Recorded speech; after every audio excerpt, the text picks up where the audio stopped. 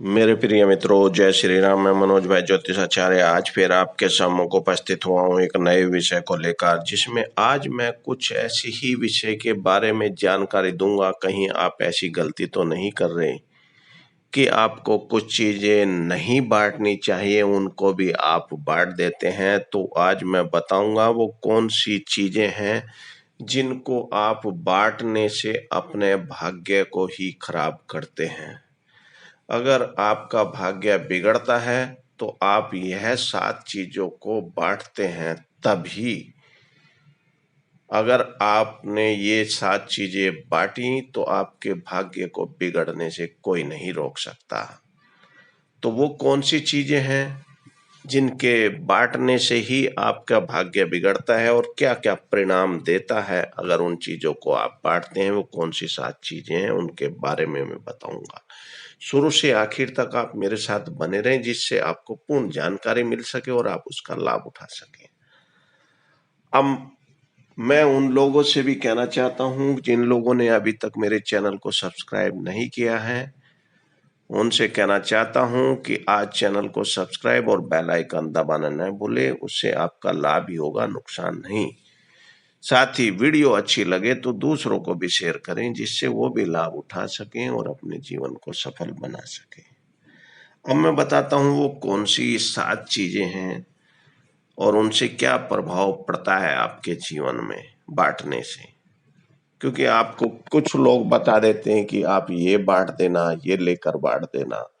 वो बांटना कौन सी चीजों का है और कौन सी चीजें ऐसी हैं जिनके बांटने से आपको नुकसान होता है, वो बताता हूँ। अगर आपको कहीं मंदिर से कोई प्रसाद मिलता है और आप उसको घर लेकर आ जाते हैं और आपके मन में रहता है कि मैं दूसरों को भी बांट दूं, उनको भी प्रसाद मिलेगा तो उनका जीवन भी सफल होगा, उनको भी भगवान का आशीर्वाद प्राप्त होगा। परंतु अगर आपको ही कोई प्रसाद मिला है मंदिर से कि ये आपको ही ग्रहण करना और फिर भी आप उसे ही बांट रहे हैं, तो आप ये समझें मंदिर में अगर आपने प्रसाद को मिले हुए को बांट दिया, उसको जो आपको ही ग्रहण करना था, तो आप अपने भाग्य को बांट रहे हैं दूसरों को। तो आप ऐसा न करें जिससे आपका भाग्य बट जाए और बेकार हो जाए। मतलब आपके हिस्से की भी जो भाग्य में मिलने वाली चीजें थे उनका नाश हो आपके लिए। तो ऐसी गलती आप ना करें। दूसरा, सफेद चीजों का दान।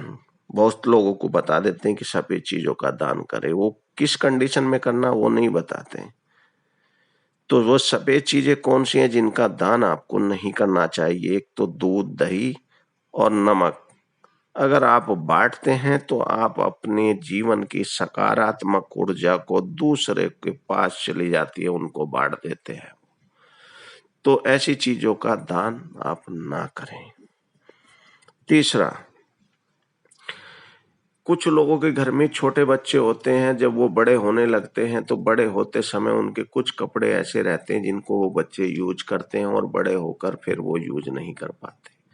और या कुछ खिलौने होते हैं उनके जो बचपन के, उनको वो दूसरों को बांट देते हैं, उनके कपड़ों को भी और उनके खिलौनों को भी। अगर आप भी कहीं ऐसी गलती कर रहे हैं तो आप अपने बच्चों का दुर्भाग्य उनके लिए बढ़ा रहे हैं और उनके जीवन में दुर्भाग्य हावी होता जाएगा और बच्चों पर जो बुरा असर उसका पड़ेगा, उनका भाग्य ही दुर्भाग्य में बदल जाता है अगर आप ऐसी गलती करते रहते हैं। तो अब मैं बताता हूं चौथी बात कौन सी है। अगर आपको शादी में, कहते हैं ना जब शादी होती है तो उसमें लड़की को चुनरी भी दी जाती है, चूड़ियां भी दी जाती है, मेहंदी भी दी जाती है और श्रृंगार का सामान भी दिया जाता है।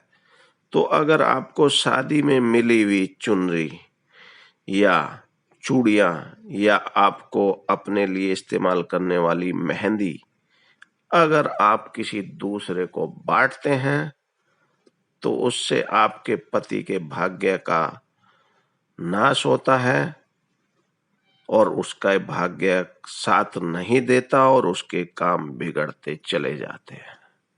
तो आप अगर ऐसी गलती करते हैं तो ध्यान रखें, ऐसी गलती ना करें।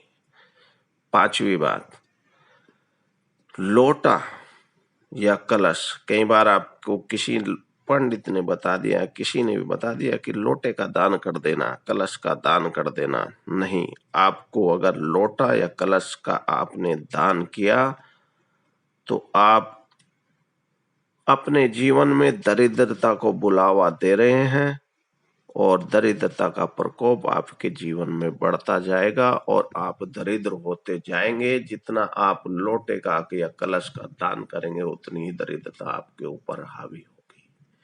तो ऐसी गलती आप ना करें। अब मैं बताता हूं, अगर आपने पेन किसी को दे दिया साइन करने, कुछ लिखना है, तो उस पेन को हमेशा वापस ले।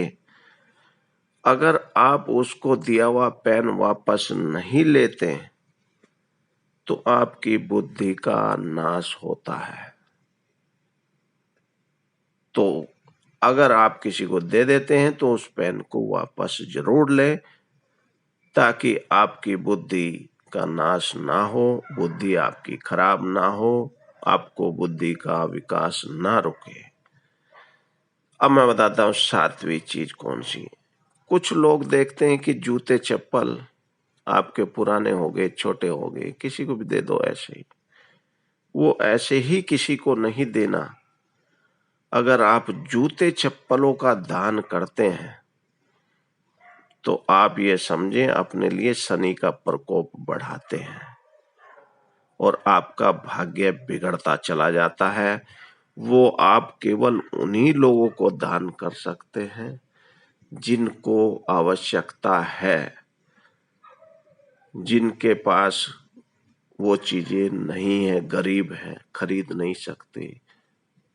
तो जरूरतमंद लोगों को ही वो चीज दें तो ठीक है। अदरवाइज अगर आप जूते चप्पल को किसी को भी दान करते हैं या गिफ्ट देते हैं तो आप अपने भाग्य को बिगाड़ते हैं।